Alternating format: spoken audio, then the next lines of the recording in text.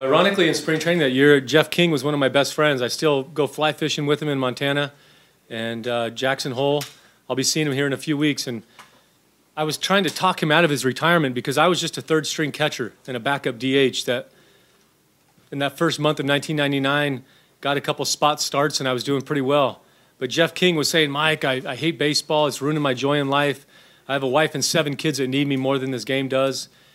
And I just talked him out of it. Jeff King, you're the best first baseman in baseball. You're a guy that's going to hit around 300 with 20 home runs. You're the leader of this team. Oh, Mike, I stink. And anyways, that Sunday when he retired, I didn't know that that was going to be an opening for my career, but it was. And I shared the story on the broadcast with Ryan Lefevre and Rex Hudler last night about that night. It was a tearful night saying goodbye to Jeff King. But the next day we had an off day, and it was me, my roommate Jed Hansen, and my other roommate Jeremy Giambi. We thought, well, let's go out before we have to take the bus to the airport and do some fishing at Kevin Apier's farm. So we went out there and saw the llamas, the Clydesdales, all the exotic animals that Ape has. You guys have probably been out there. And after we fished and caught some bass, we said, hey, we better get going. Time to hit up to the airport. So Jeremy Giambi, as we're leaving, sees a four-wheel Odyssey with a cage on top, a little motorcycle with 4 wheels and a cage. And he says, I used to race these as a kid. I'm going to go out and tear this thing up. So he goes and rips down around Apier's property and goes over an area that was a cornfield. And he jumps and lands barely on the front wheels and comes back and I was like, man, he almost killed himself. So Jeremy comes back. I told the story last night with Ryan and Rex. And Kevin Apier's wife, Lori, who won Miss Missouri, Miss Oklahoma, Miss Kansas, she comes up and she's a beauty. She says, I was driving up the dirt road and I saw a 4-wheeler flying 30 feet in the air. Who was that? And Jeremy goes, that was me. I used to race these things as a kid.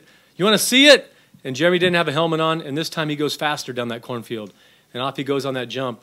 This time he hits on the top of the cage. And I'll never forget it. Jeremy, after flipping 3 times, hitting the top of the cage again, flipping again and landing on his wheels, came out of that 4-wheeler with blood coming down his face, all over his body. And I'm thinking, oh, dear God.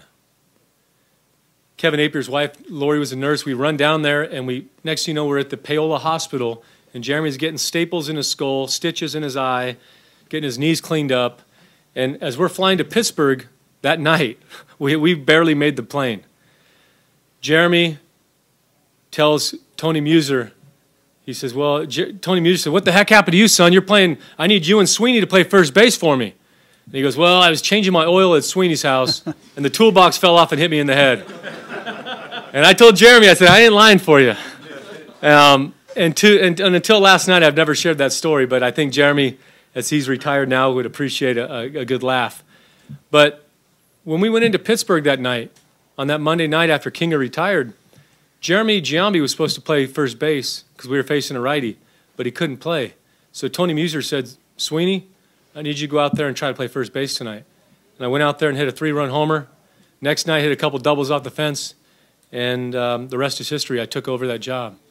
But had Jeff King not retired and Jeremy Giambi not raced motorcycles as a kid, maybe Royals fans would have never heard of me, and we wouldn't be celebrating this great day.